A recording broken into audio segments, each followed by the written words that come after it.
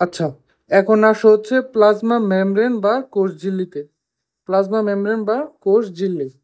তো এটা যখনই পড়বা ফার্স্টেই দেখে নিবে এগুলার অপর নামগুলো। এখানে কিন্তু অনেকগুলো অপর নাম আছে এবং এগুলা কিন্তু ইম্পর্টেন্ট। কি কি অপর নাম আছে দেখো। প্লাজমা মেমব্রেন বা কোষ ঝিল্লি তো আছেই। তারপর হচ্ছে প্লাজমা লেমা, সাইটোমেমব্রেন, এগুলা নাম আছে। তারপর কালনাগিলি কি করে সর্বপ্রথম প্লাজমা মেমব্রেন বলে, আর জে কে প্লাওয়ার কি বলেন, প্লাজমা লেমা। আচ্ছা, তো আচ্ছা দেখি, আমরা দেখতেছি কোষ প্রাচীরের ঠিক নিচে সমস্ত প্রোটোপ্লাজমকে ঘিরে যে সজীব ঝিল্লি আছে সেটাকে বলা হয় কোষ ঝিল্লি। এখন তোমার মনে কোশ্চেন আসতে পারে যে তাহলে ভাইয়া কোষ প্রাচীর কি আর কোষ ঝিল্লি কোনটা? আচ্ছা ধরো তোমার এটা একটা বিল্ডিং, ঠিক আছে, বিল্ডিং, এটা তোমার বিল্ডিং, আর তুমি তোমার বিল্ডিং এর চারপাশে বেড়া লাগাইছো, ঠিক আছে। তো মনে রাখতে হবে এই যে তোমার বেড়া লাগাইছো সেটা কিন্তু তোমার ঘরের অংশ না, এটা কিন্তু ঘরের বাইরের অংশ, আর এইটা হইতাছে তোমার কোষ প্রাচীর। আর মনে করো তুমি যে বিল্ডিংটা থাকো, এই বিল্ডিংটা মনে করো তোমার কোষ ঝিল্লি, ঠিক আছে। তার মানে তুমি এটা কিন্তু তোমার ঘরের অংশ। আরো মনে রাখতে হবে এই কোষ ঝিল্লিটা কিন্তু সজীব, আর যে এই কোষ প্রাচীরটা আছে সেটা কিন্তু নির্জীব। আর সোজা কথায় দেখো কোষ প্রাচীর কি করছে, সম্পূর্ণ ঘরটাকে ইয়া করে রাখছে, মানে ঘিরে রাখছে। তার মানে এ কি করে, এ হইতেছে সমস্ত কোষকে কি করে চারদিক থেকে ঘিরে রাখে, সমস্ত কোষকে। আর এই কোষ ঝিল্লি কি করে, সমস্ত প্রোটোপ্লাজমকে, সমস্ত কি করে প্রোটোপ্লাজমকে চারদিক থেকে ঘিরে রাখে। এই দুটো হইতেছে প্রোটোপ্লাজম আর মানে কোষ ঝিল্লি আর কোষ প্রাচীরের মধ্যে তফাৎ। আচ্ছা, তো নামগুলো আমরা দেখে ফেলবো যে অপর নামগুলা কি কি, প্লাজমা লেমা, সাইটোমেমব্রেন এবং বায়োমেমব্রেন। আচ্ছা, তো এইখানে দেখো তো আমাদের দুইটা বিজ্ঞানীর নাম মনে রাখতে হবে, এক হলো কালনাগিলি বা আমি মনে রাখতাম কালনাগিনি দিয়া, আরেকটা হচ্ছে J K flower, J K flower. তো এই দুইজন কি করছে এটা আমরা লিখে ফেলি দেখো।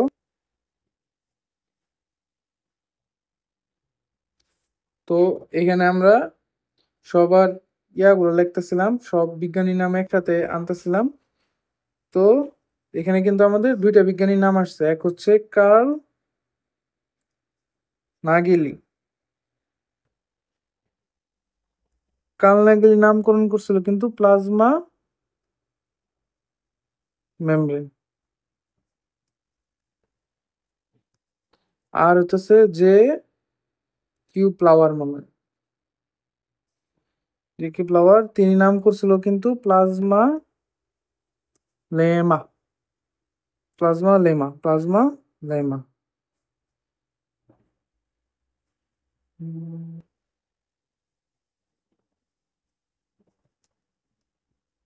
প্লাওয়ার করছিল প্লাজমা লেমা, আর আমাদের কার্নেগিলি সর্বপ্রথম নাম করছিল প্লাজমা মেমব্রেন, প্লাজমা মেমব্রেন। এই যে আমাদের এই যে কোষ ঝিল্লিটা এই কিন্তু কি হয় স্থানে স্থানে ভাঁজ বিশিষ্ট হয়, স্থানে স্থানে কি হয় ভাঁজ বিশিষ্ট হয়। আর এই ভাঁজকে বলা হয় মাইক্রোভিলাস, মাইক্রোভিলাস। যেমন এই যে দেখো, এটা ধরো আমাদের, এটা আমাদের কোষ মেমব্রেন বা সেল মেমব্রেন। এটা কিন্তু কেমন হয় এরকম, মনে করো এটা এইভাবে না হইয়া সাধারণত এই যে এরকম হইতে পারে। যেমন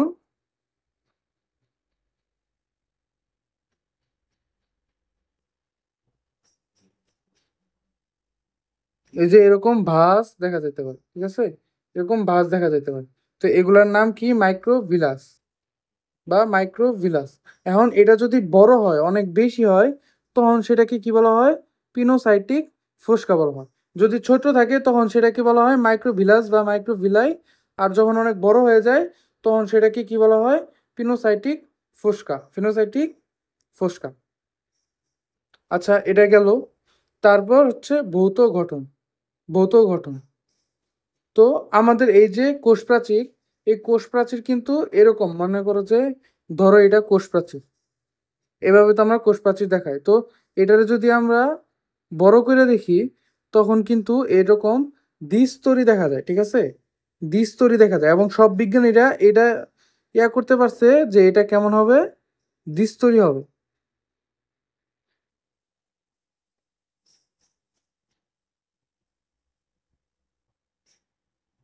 এটা কেমন হবে, এরকম দ্বিস্তরী হবে, দ্বিস্তরী। আচ্ছা, সর্বপ্রথম কে এই এটা বর্ণনা করেন, ভৌত গঠন বর্ণনা করেন ড্যানিয়েল অ্যান্ড ডেভসন।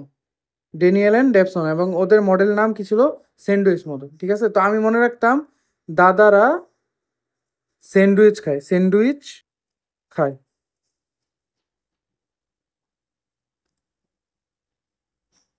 দাদারা কি খায়, স্যান্ডউইচ খায়। তো দাদা মানে কি, ড্যানিয়েল অ্যান্ড ডেভসন কি আবিষ্কার, সর্বপ্রথম কি করেন, স্যান্ডউইচ খায় এবং সর্বপ্রথম স্যান্ডউইচ খায়, ঠিক আছে? দাদারা কি করে, প্রথম স্যান্ডউইচ খায়। এটা দিয়ে আমি মনে রাখতাম। আচ্ছা, তাদের মধ্যে কি ছিল, ঝিল্লিটি কি ছিল, দ্বিস্তর বিশিষ্ট ছিল এবং প্রতি স্তরে কি ছিল, প্রোটিন গ্রথিত ছিল।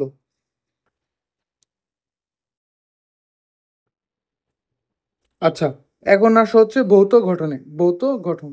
তো কোষঝিল্লির সর্বপ্রথম ভৌত গঠন কে দেন, ড্যানিয়েলি এবং ডেভসন। ড্যানিয়েলি এবং ডেভসন এই মডেলের নাম কি ছিল, স্যান্ডউইচ মডেল, স্যান্ডউইচ মডেল। তো আমি এটা কিভাবে মনে রাখতাম, যে দাদারাই কি খায়, সর্বপ্রথম স্যান্ডউইচ খায়। দাদারাই সর্বপ্রথম কি খায়, স্যান্ডউইচ খায়। দাঁড়াও,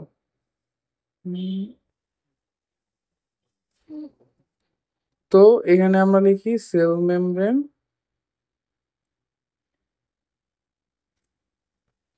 মডেল। সেল মেমব্রেন মডেলের সর্বপ্রথম কে, সর্বপ্রথম হচ্ছে ড্যানিয়েলি বানানটা দেখবা ঠিক আছে কিনা, এন্ড ডেভসন। তারা কি দিছিল, স্যান্ডউইচ মডেল। আমি এভাবে মনে রাখতাম যে দাদারাই প্রথম কি খায়,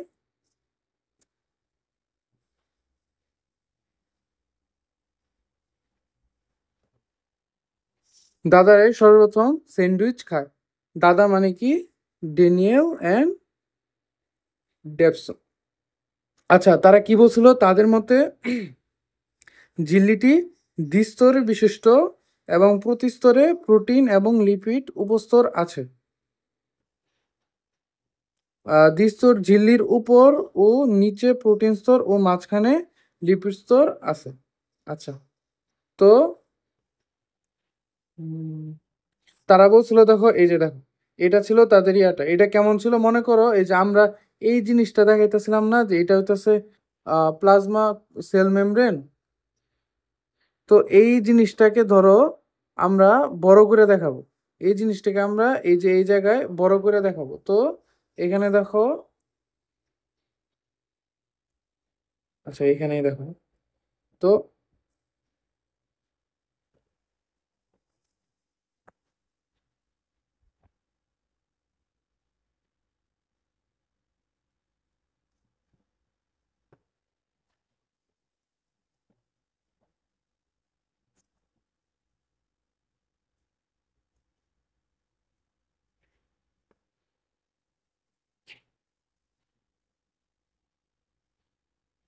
দেখো, এই যে আমরা যখন যেটার এই যে এইটা দেখতেছিলাম না, এই যে এই পোর্শনটা, এই পোর্শনটা যদি আমরা জুম করে দেখি তখন এই যে এরকম দুইটা ফসফোলিপিড বাই লেয়ার পাওয়া যাবে, phospholipid.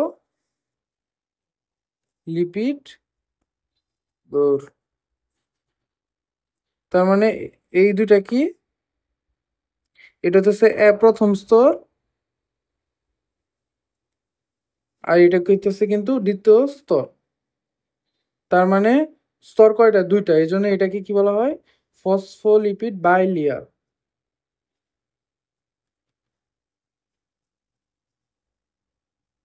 Phospholipid bilayer, phospholipid bilayer. আর উনি কি বলছিল, এই যে প্রোটিন ছিল না, এই যে প্রোটিনগুলো, এখানে ধরো একটা প্রোটিন আছে, এখানে ধরো প্রোটিন আছে, তারপর এই যে এগুলা, এই প্রোটিনগুলা, এই ফসফোলিপিড, লিপিড এবং প্রোটিন, এই ফসফোলিপিডের মধ্যে কি থাকে, গ্রথিত থাকে, গ্রথিত থাকে। তো তারা বলতেছিল এটা কিসের মতো দেখা যায়, দেখো এটা হইতেছে পাউরুটির মতো দেখা যায়, দুই পাশে দুইটা পাউরুটি, মধ্যে কি আছে ফসফোলিপিড বাইলেয়ার, এই জন্য তারা এটার নাম কি দিছিল, স্যান্ডউইচ মডেল নাম দিছিল, স্যান্ডউইচ মডেল নাম দিছিল। তো এই যে এইগুলোও কিন্তু ইম্পর্টেন্ট যে কোন কোন বিজ্ঞানী এই প্লাজমা মেমব্রেনের দিছিল, মানে মডেলগুলা দিছিল, যেমন বেনসনস মডেল ছিল, এটা তোমরা কিভাবে মনে রাখবা এটা তোমরা জানো। তারপর হচ্ছে লিওনার্ড অ্যান্ড সিঙ্গার্স মডেল ছিল, তারপর রবার্টসনের ইউনিট মেমব্রেন মডেল ছিল, এটা কিন্তু ইম্পর্টেন্ট। আর হলো সিঙ্গার আর নিকলসনের ফ্লুইড মোজাইক মডেল, এটা হচ্ছে সর্বজন গৃহীত মডেল, আর এটা তো আমরা পরবর্তীতে পড়ব। আচ্ছা, তো কি কি মডেল থাকলো আমাদের, বেনসন মডেল থাকলো, লিওনার্ড অ্যান্ড সিঙ্গার্স মডেল ছিল, আর রবার্টসনের ইউনিট মেমব্রেন মডেল ছিল। আচ্ছা, এখন সবচেয়ে যেটা মানে সেটা হচ্ছে আমাদের fluid mosaic model. Fluid mosaic model এটা আমরা পরে পড়বো, কিন্তু আমরা বিজ্ঞানী রবার্টসনের আরেকটা মডেল পড়বো, সেটা হচ্ছে unit membrane model. Unit membrane মডেলের আরেক নাম কিন্তু একক পর্দা মডেল।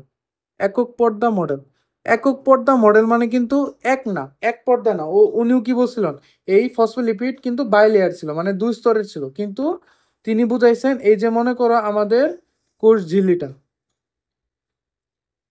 আমরা তো বললাম এটা হচ্ছে কোষ ঝিল্লি, তো তিনি বলছেন এই যে কোষ ঝিল্লির পরে কি আছে, এই যে গলজি বডি, এই গলজি বডির পরে আছে নিউক্লিয়াস, তারপর হচ্ছে এন্ডোপ্লাজমিক রেটিকুলাম, যতগুলা দ্বিস্তরী আছে, দ্বিস্তরী আবরণ আছে, যেসব অঙ্গাণুর বাইরে দ্বিস্তরী আবরণ আছে সবগুলাই কি একই রকম পর্দা দিয়ে গঠিত, একই রকম পর্দা দিয়ে গঠিত, সেটা কিন্তু তিনি বলছিলেন, তিনি কিন্তু একটা পর্দা এটা বলেন নাই। দেখো তাহলে তার মতে দেখো শক বায়োলজি মেমব্রেন মানে নিউক্লিয়াসের বাইরের মেমব্রেন যেটা, তারপর এন্ডোপ্লাজমিক রেটিকুলামের বাইরের মেমব্রেন যেগুলো, মানে যেগুলারই বাইরে মেমব্রেন আছে সবগুলা কি একই প্রকার, সবগুলা কি একই প্রকার, যেমন ফসফোলিপিড বাইলেয়ার, আমরা যেমন ফসফোলিপিড বাইলেয়ার করি ওই রকম, আর স্থানে স্থানে কি হয় প্রোটিন গ্রথিত থাকে, ঠিক আছে। আর এই স্থানে স্থানে গ্রথিত প্রোটিন সহ ফসফোলিপিড বাইলেয়ারকে কি বলা হয়, ইউনিট মেমব্রেন বলা হয়। তো এটা কিন্তু CQ1 এর জন্য আসে যে ইউনিট মেমব্রেন কাকে বলা হয়, ঠিক আছে, এটা আমাদের দেখতে হবে।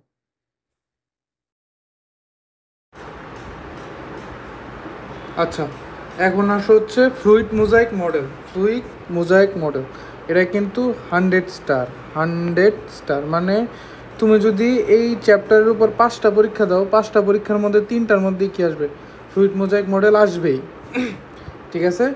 তো এই থেকে আমাদের যা যা আছে, যা যা বুঝার আছে সব অনেক ভালো করে শেষ করতে হবে। তো ফার্স্টে দেখো ফ্লুইড মোজাইক মডেল কে দেন, বিজ্ঞানী এস জে সিঙ্গার আর GL নিকলসন বা সিঙ্গার আর নিকলসন। কত সালে, আমাদের মুক্তিযুদ্ধের পরের বছর 1972 সালে সিঙ্গার ও নিকলসন কি দেন, ফ্লুইড মোজাইক মডেলটা দেন। এটা আমি তো বলছিলাম যে এটা যে ফসফোলিপিড বাইলেয়ার দিয়ে তৈরি, এগুলো সকল বিজ্ঞানী মেনে নিছে। তো এর মধ্যে এরা কি কোষঝিল্লি দ্বিস্তর বিশিষ্ট। আচ্ছা, এগুলো আমরা পরে ভালো করে দেখবো। আরেকটা জিনিস মনে রাখতে হবে যে এই যে সিঙ্গার নিকলসন ফ্লুইড মোজাইক মডেলটা দিছেন, সেটার অপর নাম হইতেছে হিমশৈল মডেল বা আইসবার্গ মডেল। তার মানে কি মনে রাখতে হবে, এই যে আমরা যে বললাম যে কোষ মোজাইক মডেলটা অপর নাম কি, হিমশৈল মডেল বা আইসবার্গ মডেল। মানে দেখো এগুলো কিন্তু কিসের মতো লাগতেছে, বরফ, পানির মধ্যে বরফ ভাসতেছে ওইরকম লাগতেছে না, এই জন্যই এটার নাম কি আইসবার্গ মডেল বা হিমশৈল মডেল।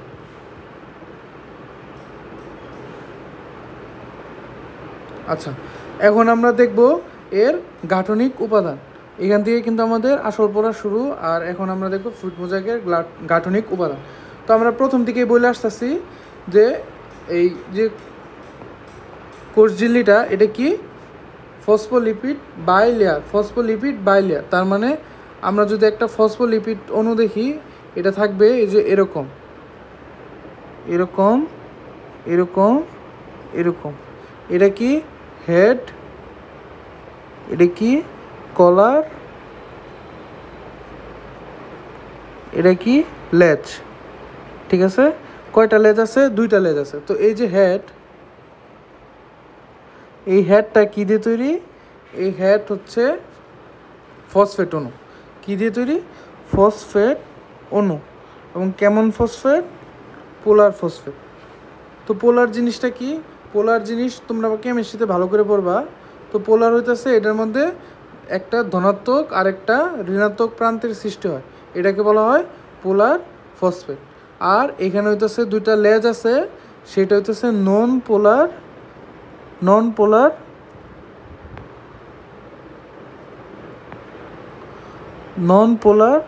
ফ্যাটি অ্যাসিড দিয়ে তৈরি।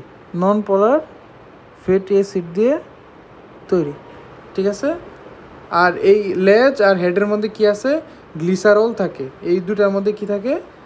গ্লিসারল থাকে। কি থাকে? এই যে এই দুইটার মধ্যে কি থাকে? গ্লিসারল থাকে।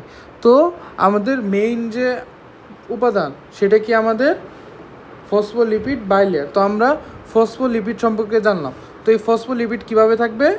বাইলেয়ার হিসেবে থাকবে। যেমন যে এরকম এরকম এরকম এরকম এরকম এরকম এরকম।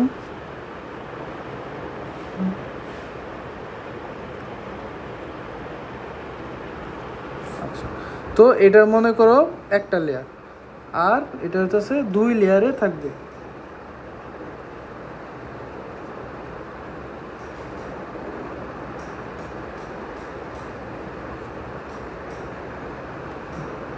তো এগুলো হচ্ছে হেড, এই যে দিলাম আমরা লেজ, লেজ লেজ লেজ লেজ লেজ লেজ।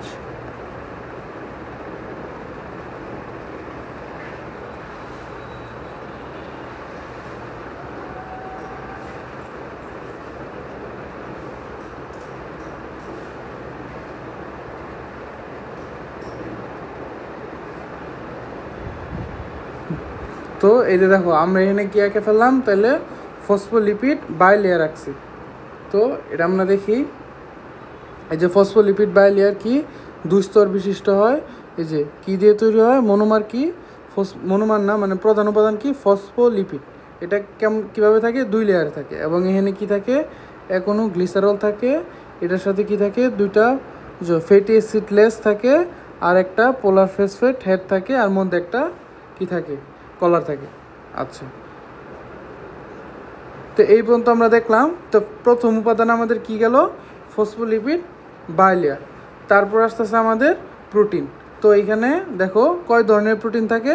3 ধরনের প্রোটিন থাকে। কয় ধরনের প্রোটিন শনাক্ত করা যায়? 3 ধরনের। একটা হইতেছে ইন্টিগ্রাল, পেরিফেরাল, আর হইতেছে লিপিড সম্পৃক্ত প্রোটিন। তো ইন্টিগ্রাল প্রোটিন কি? ইন্টিগ্রাল প্রোটিন হইতেছে এগুলো উভয় সারফেসে ব্যাপ্ত থাকে, ইন্টিগ্রাল। আর আরেকটা হইতেছে পেরিফেরাল প্রোটিন, এগুলা কি ঝিল্লির সারফেসে থাকে। আরেকটা হইতেছে লিপিড সম্পৃক্ত প্রোটিন। তার মানে আমরা 3 ধরনের প্রোটিন দেখব। তো প্রথমটা হইতেছে ইন্টিগ্রাল প্রোটিন। ইন্টিগ্রাল প্রোটিন, ধরো এই ইন্টিগ্রাল প্রোটিনগুলো কিভাবে থাকবে? আচ্ছা,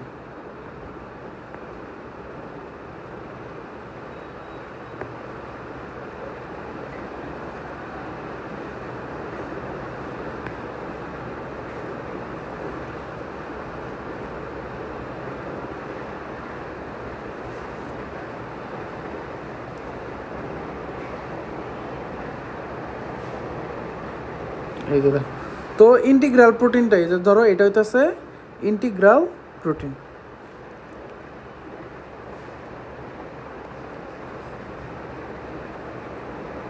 ইন্টিগ্রাল প্রোটিন দেখো এক ঝিল্লিতে এই স্তর থেকে এই স্তর সম্পূর্ণটা ঘিরে রাখছে না, মানে সম্পূর্ণ জুড়ে ব্যাপ্ত না। এই জন্য এটাকে কি বলা হয়?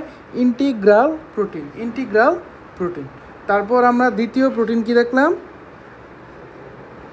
Peripheral protein. পেরিফেরাল প্রোটিন এগুলো কি দেখো প্রান্তে থাকে, নয় এই প্রান্তে থাকবে, নয় এই প্রান্তে থাকবে। এগুলাকে কি বলা হয়? Peripheral protein. Peripheral protein. আচ্ছা, তারপর তারপর কি থাকবে? তারপর আমরা দেখছিলাম লিপিড সম্পৃক্ত প্রোটিন। মনে করো এই যে এই জায়গায় এই দেখো এটা নিয়ে লিপিড আছে না, মনে করো এইখানে এক ধরনের প্রোটিন আছে, এখানে ধরো একটা প্রোটিন আছে, সেগুলোকে বলা হয় লিপিড সম্পৃক্ত প্রোটিন। লিপিড সম্পৃক্ত প্রোটিন। আচ্ছা, তাহলে আমরা দেখো 3 ধরনের প্রোটিন কিন্তু আমরা দেখে ফেলছি। তো ফার্স্টে আমরা দেখছিলাম কি ফসফোলিপিড। ফসফোলিপিড কীভাবে থাকে? বাই লেয়ার হিসেবে থাকে। তারপর আমরা কি দেখলাম? প্রোটিন দেখলাম। 3 ধরনের প্রোটিন দেখলাম। 3 ধরনের প্রোটিন 3 জায়গায় থাকে। একটা হচ্ছে ইন্টিগ্রাল প্রোটিন, যেটা উভয় সারফেসে ব্যাপ্ত থাকে। তারপর হচ্ছে পেরিফেরাল প্রোটিন বা প্রান্তীয় প্রোটিন, দেখো এগুলা কি থাকে? 2 প্রান্তে থাকে। আরেকটা হচ্ছে লিপিড সম্পৃক্ত প্রোটিন, যেগুলা লিপিডের সাথে যুক্ত থাকে। শেষ আমাদের তাহলে দ্বিতীয় জিনিসও শেষ। তারপর আমরা পড়ব গ্লাইকোক্যালিক্স। গ্লাইকোক্যালিক্স কি? দেখো গ্লাইকোক্যালিক্স হইতেছে 2টা জিনিস দিয়ে তৈরি। একটা হইতেছে গ্লাইকোপ্রোটিন আর একটা হচ্ছে গ্লাইকোলিপিড। এটা আসলে কি? চিনির স্তর। চিনির স্তর মানে কি? চিনি মানে কি? গ্লুকোজ মানে কি? কার্বোহাইড্রেট বা সুক্রোজ এগুলা। তো কার্বোহাইড্রেট যেহেতু থাকবে এই জন্য এটাকে কি বলা হয়? চিনির বিশেষ স্তর বলা হয়। চিনির বিশেষ স্তর বলা হয়। তো এটা কিভাবে তৈরি হয়? গ্লাইকোলিপিড প্লাস গ্লাইকোপ্রোটিন, আর এই দুইটাকে একত্রে বলা হয় গ্লাইকোক্যালিক্স। ক্যালিক্স মানে কি? ক্যালিক্স মানে ধরো একটা কাভারিং, ঠিক আছে? কাভারিং। তো আমরা কি দেখলাম এখানে? দেখো আচ্ছা, তো আমরা গ্লাইকোক্যালিক্স মানে কি দেখলাম? গ্লাইকোক্যালিক্স কি দিয়ে তৈরি? Glycolipid plus glycoprotein. তো এগুলো দেখতে হবে। মনে করো এই যে আমাদের লিপিড আছে, এই যে এগুলো কি? লিপিড। আর এই লিপিডের মধ্যে যদি এরকম কার্বোহাইড্রেটের শৃঙ্খল যুক্ত হয়, কার্বোহাইড্রেট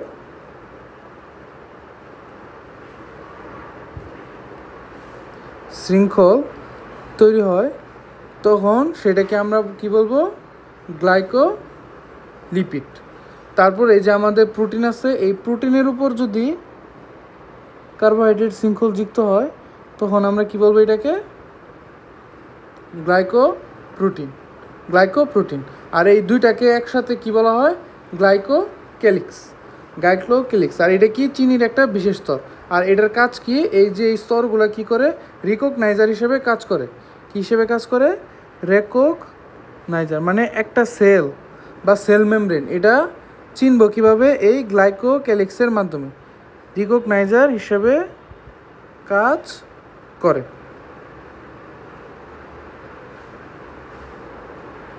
রেকগনাইজার হিসেবে কাজ করে। আচ্ছা, তো আমরা 3টা জিনিস শেষ করলাম। দেখো ফসফোলিপিড বাইলেয়ার, মেমব্রেন প্রোটিন আর গ্লাইকোক্যালিক্স। তারপর আসবে কি আমাদের? কোলেস্টেরল। কোলেস্টেরল কি? এটা তো আমরা লিপিড জাতীয় পদার্থ আমরা জানি। এবং এই যে ফসফোলিপিড অণুর ফাঁকে ফাঁকে এই যে ধরো ফসফোলিপিড অণুর ফাঁকে ফাঁকে কি থাকবে? আমাদের কোলেস্টেরল অণু থাকবে। এই যে এরকম কোলেস্টেরল অণু থাকবে, কোলেস্টেরল অণু থাকবে, কোলেস্টেরল অণু থাকবে। তো এই যে এই কোলেস্টেরল, এই যে অণুগুলা, এগুলো আসলে কি করে? এগুলা আমাদের বেদ্যতা ঠিক রাখে। একটা কোষের বেদ্যতা ঠিক রাখে। যেমন এই দেখো এগুলো তো আমাদের চলেও যাইতে পারে, যেমন গোলজি বডি। এগুলো আসলে কি? এটা আমাদের এই যে কোষ মেমব্রেনের এই যে এই পার্টটা না, আর এটার মধ্যে কী কী থাকে? যেমন গোলজি বডি থাকে, এন্ডোপ্লাজমিক রেটিকুলাম থাকে, আর এগুলো কিসের মধ্যে থাকে? সাইটোপ্লাজমের মধ্যে থাকে। তো এগুলা এই যে আমাদের ফসফোলিপিড বাইলেয়ার, এগুলোর মধ্যে তো ফাঁকা থাকে। তো ফাঁকার ভিতর দিয়ে তো চলে যেতে পারে, এই জন্যই এরা কি করে? এইখানে এই কোলেস্টেরল অণু থাকে। এই কোলেস্টেরল অণুগুলা কি করে রাখে? এদের ভেদ্যতা নির্ণয় করে। তার মানে এগুলাকে যাইতে বাধা দেয়। আচ্ছা, তো আমরা দেখো আরেকবার আমরা যদি একটু রিভিশন দিই, তো এগুলো কিন্তু খুব ইম্পর্টেন্ট। তো আমরা কি দেখলাম? আমাদের প্রথমে সেল মেমব্রেনের ফার্স্টেই কী থাকবে? ফসফোলিপিড। ফসফোলিপিডগুলো কীভাবে থাকবে? বাই লেয়ার হিসাবে থাকবে।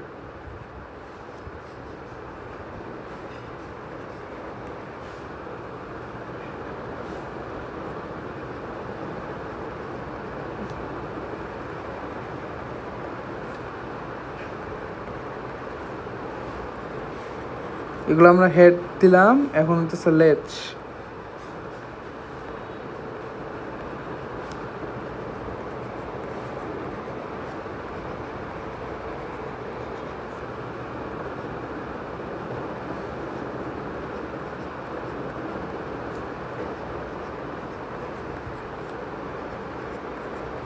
এই যে ফার্স্টে আমাদের কি থাকবো? এটা হচ্ছে আমাদের ফসফোলিপিড বাইলেয়ার থাকলো। তারপর আমরা কি থাকবে? তারপর থাকবে প্রোটিন। কয় ধরনের প্রোটিন থাকবে? 3 ধরনের প্রোটিন থাকবে। তো প্রথম প্রোটিনটা কি? এই যে এটাকে কি বলা হয়? Integral protein. এই প্রোটিন কি? Integral protein. তারপর আর কি থাকবে? তারপর হচ্ছে পেরিফেরাল প্রোটিন। এটা কি? Peripheral protein. তারপর কি থাকবে আমাদের? লিপিড সম্পৃক্ত প্রোটিন।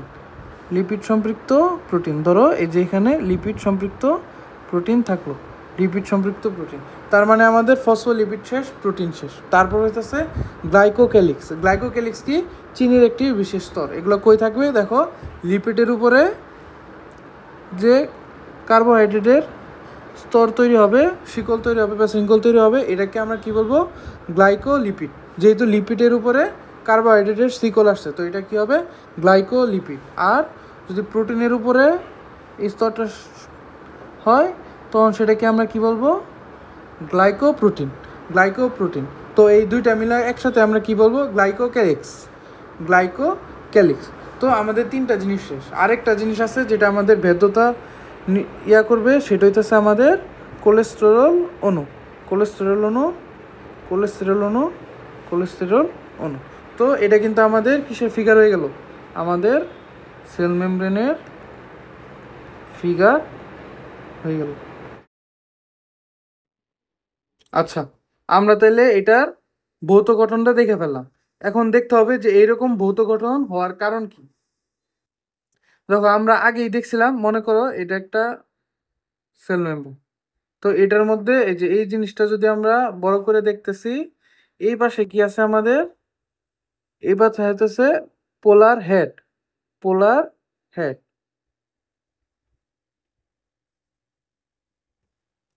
তো পোলার হেড তার মানে কি? এগুলা পানিগ্রাহী, যেহেতু পোলার।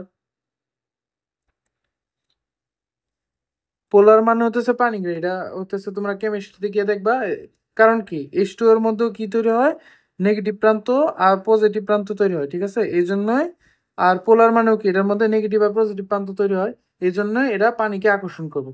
কিন্তু এই যে ফ্যাটি অ্যাসিড গুলো ছিল, এগুলা কি কি ছিল? এগুলো হইতেছে নন পোলার।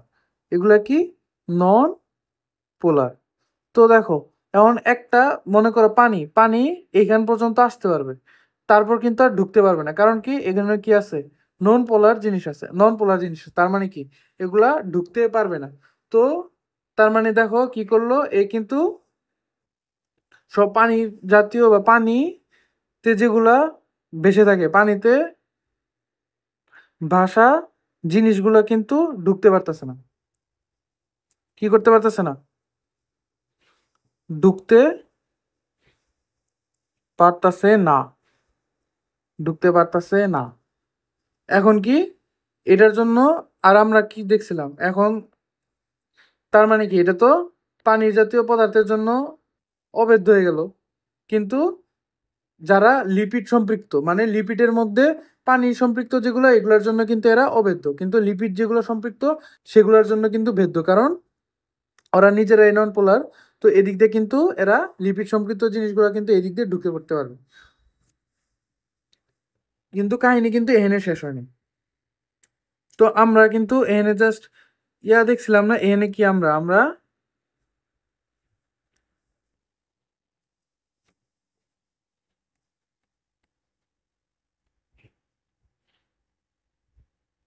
কি দেখছিলাম এখানে? প্রোটিন দেখছিলাম না, ইন্টিগ্রাল প্রোটিন।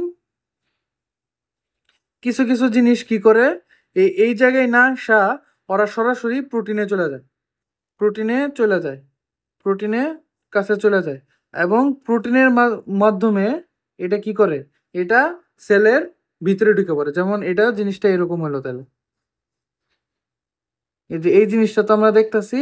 তো কিছু কিছু জিনিস ওরা এই জায়গায় না আসা কই আসলো, এই আমাদের প্রোটিনের মধ্যে আসলো। যেহেতু প্রোটিনের মধ্যে আসলো, ধরো এটা আমাদের নৌকা, সরি এটা আমাদের নদী, এটা আমাদের ব্রিজ। তো ওরা কি করলো, এই নদী, অনেকে কি করতে পারে, সাঁতার কাটতে পারে, অনেকে সাঁতার কাটতে পারে না। তা কারা সাঁতার কাটতে পারে, যারা হচ্ছে লিপিড সম্পৃক্ত, ওরা কি করতে পারে, সাঁতার পারে। আর যারা সাঁতার পারে না কারা, যারা হইতেছে পানিতে ভাসে আর কি, পানিতে সম্পৃক্ত। তো দেখো, তো ওরা কি করে, ওরা এইখানে ওরা সাঁতার কাটতে পারে না, তো ওরা কি করবে, ওরা ব্রিজ, বিশেষ সব যারা, সবাই কিন্তু এটা ব্যবহার করতে পারবে না। কিছু কিছু পানিতে সম্পৃক্ত মৌল কি করবে, এই ব্রিজ ব্যবহার করবে। এই ব্রিজ ব্যবহার করে ওরা কিন্তু সেলের ভিতরে এসে পড়লো, ভিতরে আয়সা পড়লো। এটাদের কি বলে, ফেসিলেটেড ডিফিউশন বলো, বা ফেসিলেটেড মানে ফেসিলেটেড পরিবহন বলে, ঠিক আছে। কারণ কি, ওরা প্রোটিন ব্যবহার করে বা ব্রিজ ব্যবহার করে ভিতরে এসে পড়ছে। এই জন্যই কিন্তু আমরা কি বলছিলাম, কোষ ঝিল্লিকে আমরা কি বলছিলাম, সেল মেমব্রেনকে বৈষম্যবেদ্য পর্দা বলছিলাম। কারণ কি, এরা বৈষম্য করে, কাউকে কাউকে ঢুকতে দেয়, কাউকে কাউকে ঢুকতে দেয় না। যেমন লিপিড সম্পৃক্ত সবাইকে ঢুকতে দিল, এবং পানিতে সম্পৃক্ত যারা আছে সবার জন্য কিন্তু প্রোটিন থাকে না। বিশেষ বিশেষ মৌল যেগুলো আছে সেগুলোর জন্য বিশেষ বিশেষ প্রোটিন থাকে। এই বিশেষ বিশেষ প্রোটিনটা ওরা এই ব্রিজ হিসেবে ব্যবহার করে সেলের ভিতরে আসতে পারে। এই জন্য এদেরকে কি বলা হয়, বৈষম্যবেদ্য পর্দা বলা হয়। তো এই জিনিসটা আমাদের দেখতে হবে, এই জায়গায় আছে পড়বা, যে কেন এটাকে বৈষম্যবেদ্য পর্দা বলা হয়। কারণ কি, কেউ কেউ ঢুকতে পারে, কেউ কেউ ঢুকতে পারে না। আচ্ছা, আরেকটা আছে, এই যে আমাদের কোষ ঝিল্লি, এগুলার কিছু কিছু আমাদের মুভমেন্ট আছে, এগুলো আমাদের জানতে হবে। তো কি কি মুভমেন্ট,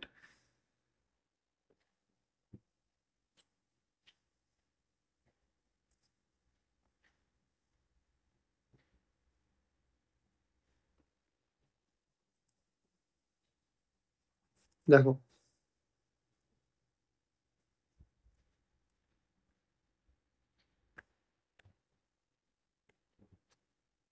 তো ধরো এটা এ, এটা ধরো বি।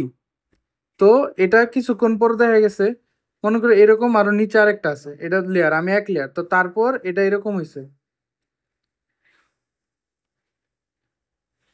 ধরো এরকম আরেকটা লেয়ার আছে। এই যে এটা চলে গেছে এখানে, বি চলে গেছে এখানে, মানে এদের মধ্যে কি হয়েছে, ইন্টারচেঞ্জ হয়েছে। তো এই যে মুভমেন্টটা, এই মুভমেন্টটা কিভাবে হইতেছে, পার্শ্বীয় মুভমেন্ট হলো না। তো ওরা কি দেখায়, পার্শ্বীয় মুভমেন্ট দেখায়, পার্শ্বীয় মুভমেন্ট দেখায়, পার্শ্বীয় মুভমেন্ট দেখায়। তারপর আরেকটা মুভমেন্ট দেখায়,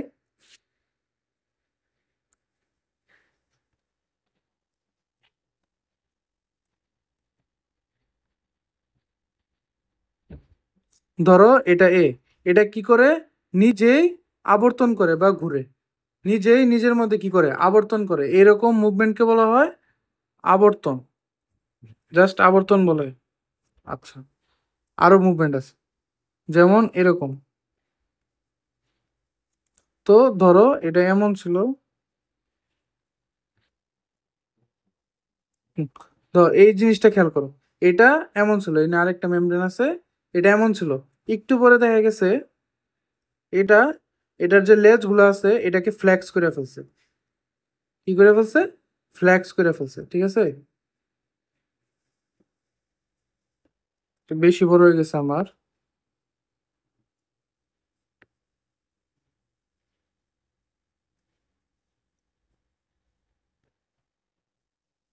দেখো কি করে ফেলছে, আগে কাছাকাছি ছিল, পরে লেজ গুলা কি হয়ে গেছে, ফ্ল্যাক্স হয়ে গেছে। তো এটাকে বলা হয় ফ্লেকশন মুভমেন্ট, ফ্লেকশন। আর সবচেয়ে ইম্পর্টেন্ট যেটা সেটা হচ্ছে ফ্লিপ ফ্লপ মুভমেন্ট। এটা কিভাবে হয়?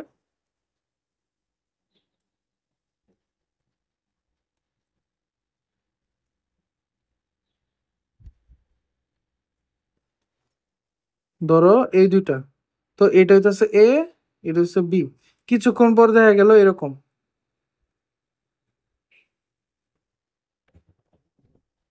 এটা বি, এটা এ, ঠিক আছে। তো এটা কি করলো, একদম ফ্লিপ করে ফেলো। ফ্লিপ মানে কি তো জানো, ফ্লিপ মানে কি, লাফ দেওয়ার। তো এটা লাফ দিয়ে কি করলো, এদের জায়গা চেঞ্জ করে ফেলছে, এদের জায়গা কি করে ফেলছে, চেঞ্জ করে ফেলছে। তো এটাকে আমরা কি বলবো, flip flop movement, flip flop movement.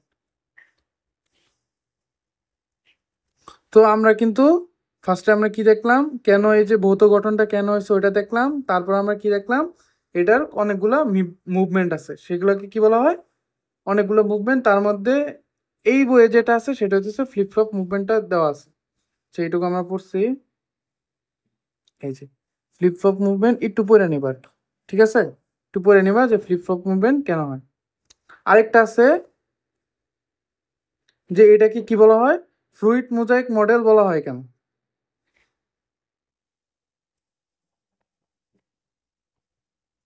Fluid mosaic model বলা হয় কেন, কারণ বিজ্ঞানীরা দেখছে এটা আসলে কিসের মতো কাজ করে, যেহেতু এরা মুভমেন্ট করতেছে। দেখো মুভমেন্ট কারা করে, আমরা আগেও দেখছিলাম যে মুভমেন্ট কারা করে, তরল পদার্থের মতো, তরল পদার্থ যারা এরা কিন্তু মুভমেন্ট করে। তো যেহেতু এরা মুভমেন্ট করে তার মানে কি, এদের বৈশিষ্ট্যগুলো কিসের মতো, তরলের মতো বা ফ্লুইডের মতো। এবং এই ফ্লুইডের মধ্যে কি থাকে, আমাদের এই ফসফোলিপিড, ফসফোলিপিডগুলা ভাসে, ঠিক আছে, ফসফোলিপিডগুলো ভাসতেছে।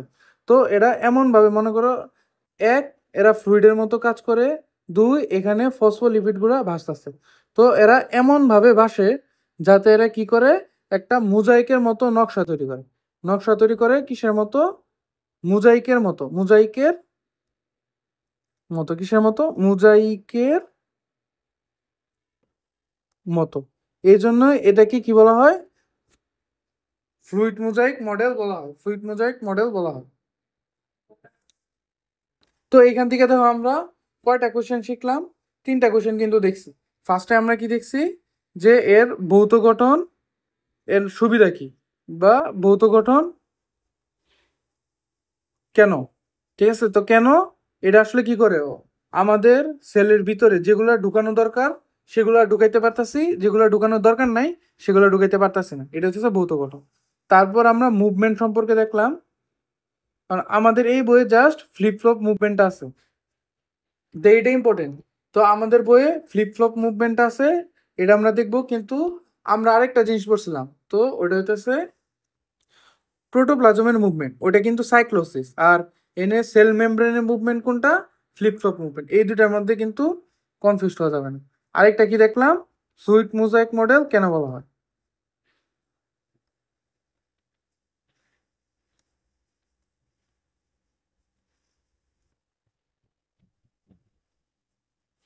এই যে এই তিনটা জিনিস সিকিউ 2 এর জন্য আসে, এগুলা দয়া করে প্লিজ বানাই নিবেন, ঠিক আছে। বই পড়া ভালো করে দেখা গাইডের সহায়তা নিয়ে বানাই নিবেন। আচ্ছা,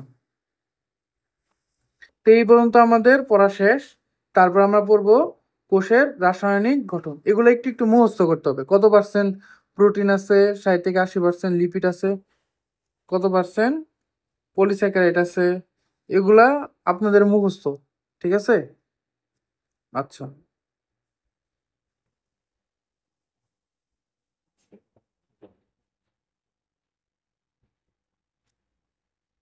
এটা দেখবেন আমাদের যে কোষ, এটা ইম্পর্টেন্ট দেখেন, এই যে কোষঝিল্লির মোট শুষ্ক ওজনের 75 ভাগ কিন্তু লিপিড, কিন্তু শুষ্ক ওজনে, কিন্তু এমনি লিপিড কত পার্সেন্ট ছিল, 20 থেকে 40% ছিল। তো এটা কিন্তু কনফিউজ হয়ে যাবে না, বারবার দেখবেন, ঠিক আছে।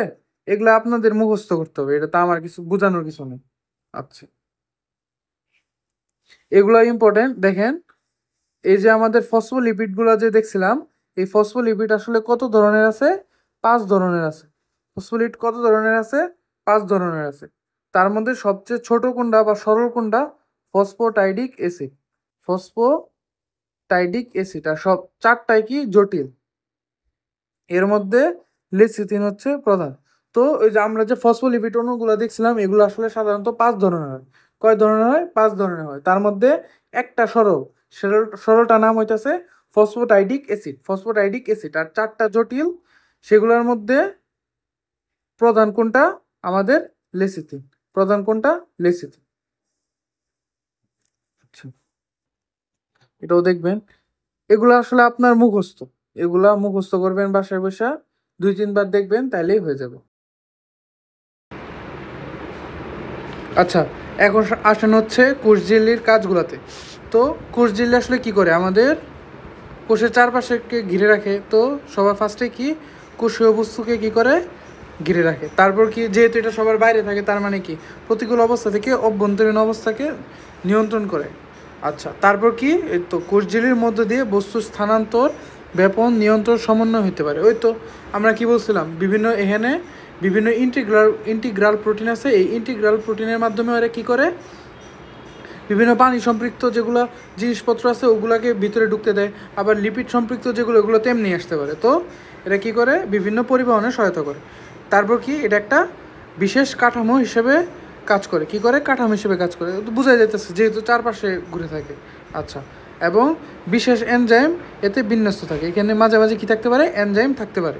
আচ্ছা, তারপর কি করে? ভিতর থেকে বাহির এবং বাইরে থেকে বস্তু স্থানান্তর করে। এটাও আমরা বুঝতে পারতেছি।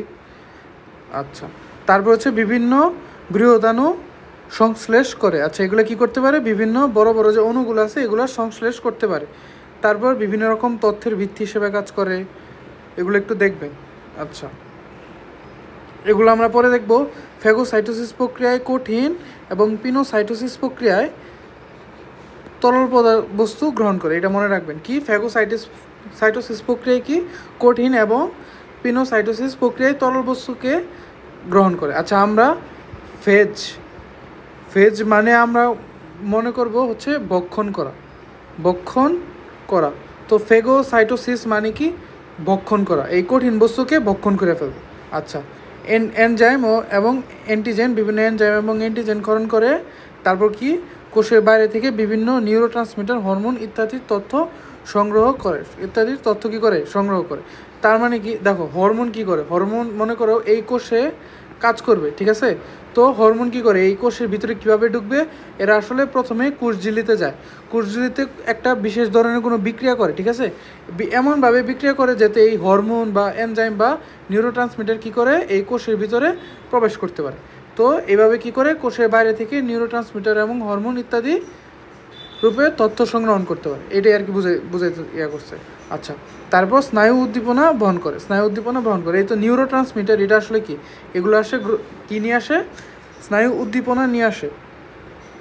তো নিউরোট্রান্সমিটারের মাধ্যমে এরা কী করতে পারলো? এরা এই স্নায়ু উদ্দীপনা কোষের ভিতরে নিয়ে আসতে পারলো। আচ্ছা, এখন আমরা দেখব কোষঝিল্লির বিভিন্ন অবস্থা। আচ্ছা, কাজগুলো কিন্তু ইম্পর্টেন্ট। কাজগুলা CQ2 এর জন্য তো ইম্পর্টেন্ট, আবার CQ3-4 এর জন্য আসতে পারে। CQ3-4 এর জন্য কিন্তু আসতে পারে। CQ3-4 এর জন্য আসতে পারে। আচ্ছা, কাজগুলো ইম্পর্টেন্ট, একটু মনে রাখবেন। আচ্ছা, এখন আসেন হচ্ছে কোষঝিল্লির বিভিন্ন অবস্থা। তো কোষঝিল্লির কতগুলো অবস্থা আছে? মোট 4টা অবস্থা আছে। 4টা অবস্থা আছে। প্রথমে কি? এই যে অন্ত্রের এপিথেলিয়াম। আচ্ছা, দেখেন আমরা যে খাবার খাই, ঠিক আছে? তো খাবারগুলো কি হয়? খাবারগুলো আমরা তো জানি আমাদের পৌষ্টিক নালী কী পর্যন্ত বিদ্যমান, এবং মুখ থেকে শুরু করে পায়ু পর্যন্ত। তো আমরা যে খাবার খাই ওগুলো তো কী হয়ে যায়? পায়ুপথে বের হয়ে যায়। তাহলে আমাদের এই যে এই পুষ্টিগুলো আমরা কীভাবে নেই? এগুলো যখন ক্ষুদ্রান্তে আসে তখন যে মেইন পুষ্টিগুলো কী কী আছে আমাদের? যেমন ধরেন খনিজ লবণ, তারপর হচ্ছে কার্বোহাইড্রেট, এগুলো কী তৈরি হয়? গ্লুকোজে তৈরি হয়। তারপরে প্রোটিন কী হয়? অ্যামিনো অ্যাসিড তৈরি হয়। এগুলো কী হয়? এগুলো এই ক্ষুদ্রান্তে আসা অ্যাবজর্ব হয়ে যায়, মানে শোষিত হয়ে যায়। শোষিত হয়ে পরবর্তীতে কোষে চলে যায়। তো এই যে শোষিত হয়, এখন দেখো এই যে এগুলো যে খাবারগুলো যে যায়, মনে করো আমাদের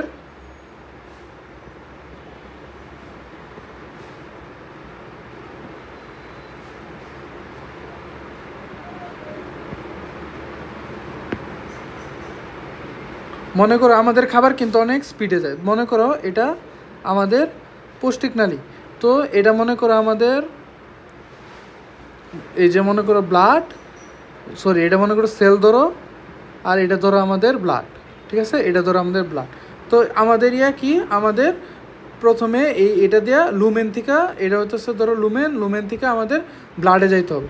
তো যদি মনে করো খাবারগুলো আমাদের তো অনেক দ্রুত যায়, তো আমাদের যদি আমাদের মেমব্রেনগুলো যদি এরকম থাকতো তখন কী হইতো, তখন কিন্তু এরা ভালো করে কী করতে পারতো না, এত অ্যাবজর্ব হইতে পারতো না এবং তাড়াতাড়ি চলে যেত। তার মানে এই যে মনে করো খাবার এগুলা খাবার, তখন কিন্তু এরা কী করতে পারতো না, ভালো করে অ্যাবজর্ব হইতে পারতো না। এই জন্যই আমাদের এই মেমব্রেনগুলো এরকম থাকে, ধরো এরকম, তারপর এই যে এরকম এরকম এরকম এরকম,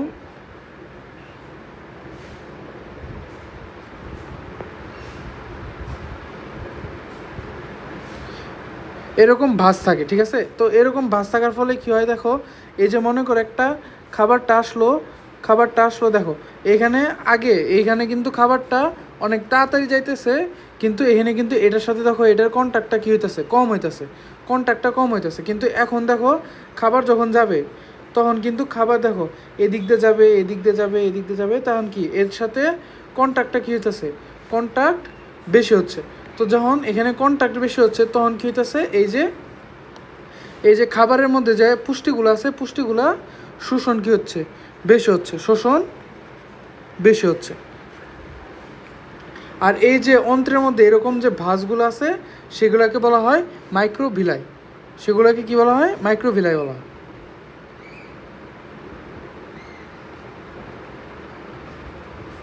এই যে সেগুলোকে বলা হয় মাইক্রোভিলাই।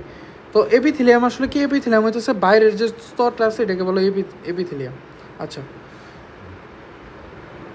ক্ষুদ্রাতি ক্ষুদ্র অভিক্ষেপ দেখা যায়, এগুলো কী নামে পরিচিত, এই যে মাইক্রোভিলাই। এই যে এরকম ধরো এরকম থাকার কথা কিন্তু আছে, এই যে এরকম এরকম এরকম এরকম, এই যে অভিক্ষেপগুলা এগুলাকে কি বলা হয়, মাইক্রোভিলাই বলা হয়। এটা ইম্পর্টেন্ট, কতগুলো মাইক্রোভিলাই থাকতে পারে, 3000 মাইক্রোভিলাই থাকতে পারে প্রতি কোষে। আচ্ছা, আর এর কাজ কী ছিল, এর কাজ এই যে আমাদের যে শোষণ অঞ্চল, এই শোষণ অঞ্চলের আয়তন বৃদ্ধি করা। আচ্ছা, তারপর আসো ডেজমোসোম কি, ডেজমোসোম আমাদের কোষঝিল্লির কোনো জায়গায় কি দেখা যায়, টোনোফাইব্রিল নামক অসংখ্য ফিলামেন্টযুক্ত বৃত্তাকার অঞ্চল দেখা যায়, এগুলাকে কি বলা হয়, ডেজমোসোম বলা হয়। তার মানে এই যে মনে করো মেমব্রেন, এই যে আমাদের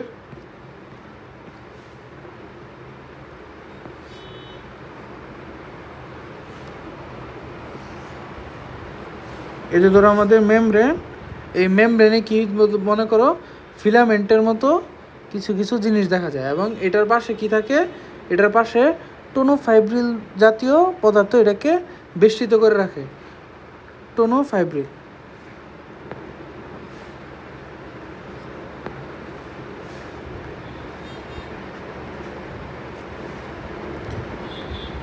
এটাকে কি বলা হয়, ডেজমোসোম বলা হয়।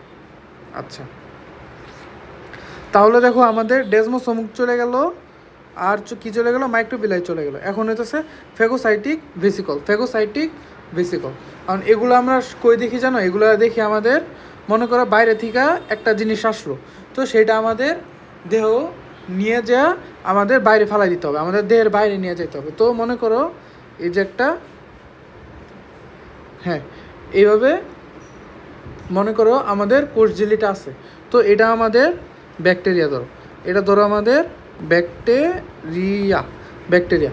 তারপর কি হবে, এটা কি করবে দেখো,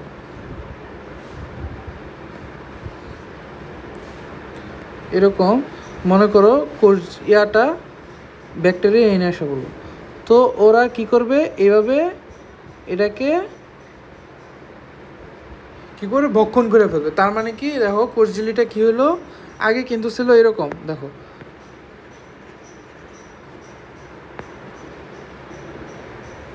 আগে ছিল এরকম, এখানে ব্যাকটেরিয়াটা আসছে, ঠিক আছে। তো তখন এরা কী করলো, এই যে এইটুক পার্টটা এইটুক পাতলা, এভাবে গিয়া এভাবে এটাকে কি করে ফেললো, এটাকে একদম ট্র্যাপ করে ফেললো, ট্র্যাপ করে ফেললো।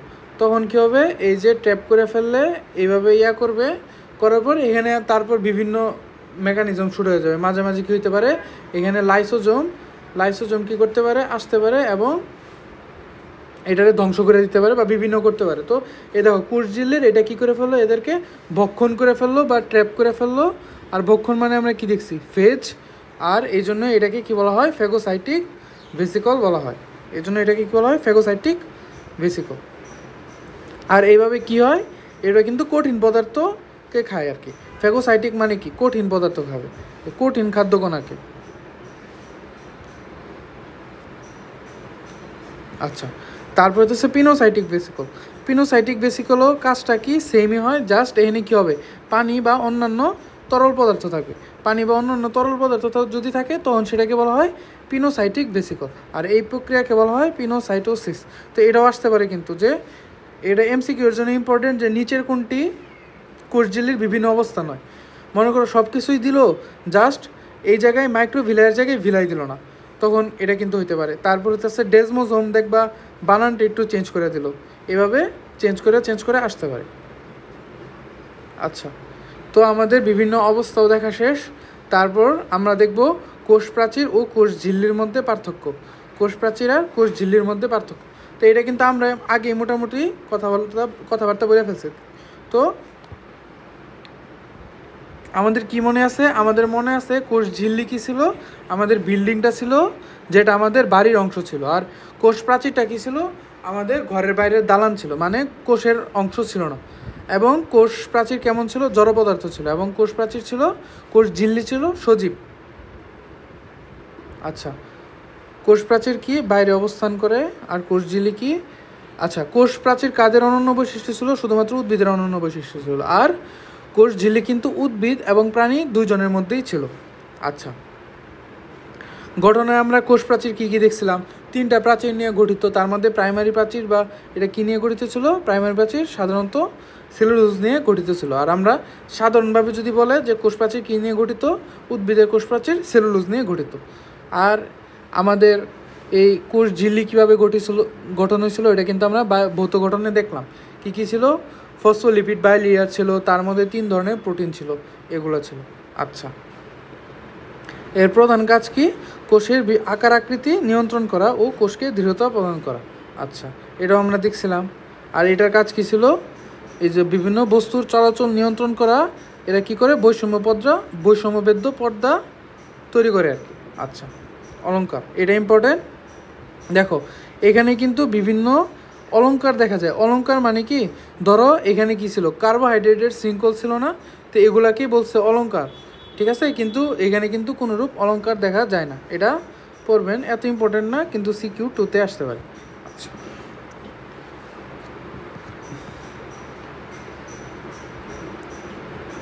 আচ্ছা, তাহলে কিন্তু আমাদের মাইটি কোষ ঝিল্লি কিন্তু শেষ। কোষ ঝিল্লির এই সিকিউটা তো অবশ্যই পড়বেন, এবং কোষ ঝিল্লি দিয়ে কিছু বাদ দেওয়া যাবে না, সব কিছু আসবে, অনেক ইম্পর্টেন্ট টপিক। ঠিক আছে, এটা ভালো করে পড়বেন। ওকে।